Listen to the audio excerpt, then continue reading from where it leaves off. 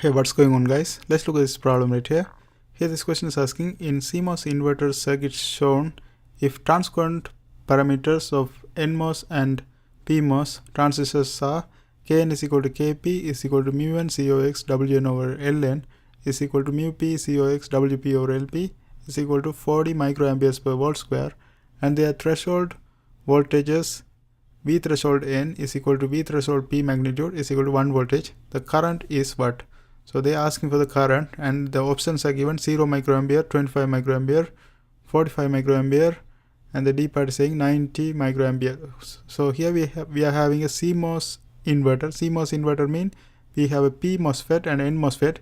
We know this is a P MOSFET by looking at this bubble. If you have seen a bubble with a MOSFET, it's a P MOSFET, and the other one is N MOSFET. Okay, and here we have 2.45 voltage right here. And if you look at this VDD is 5 voltage and this is 2.5 voltage.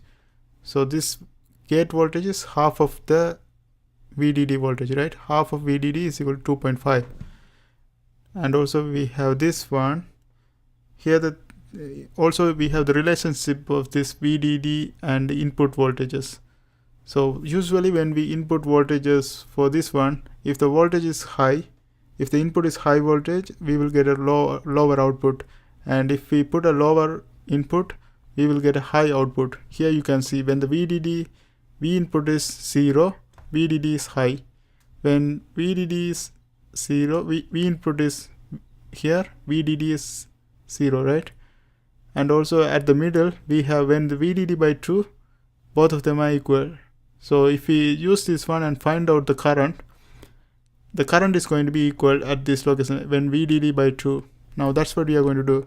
Now here we can say VG and MOSFET have equal resistances because it's connected in series, right? So that's another thing to note. Now let's go ahead and get whatever values we have. VGS is equal to what? Gate, source is 0, gate is 2.5, so this is going to be 2.5. VGS is going to be just 2.5.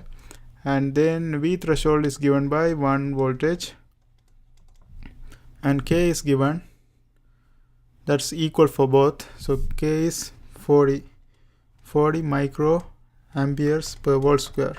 Now to find out the drain current, the equation is K divided by 2 VGS minus VT square. And we know that K is equal to 40 microamperes per volt square. So micro is 10 to the power minus 6 divided by 2. VGS is 2.5, VT is 1 square. And if you calculate this one, you will get 45 microampere.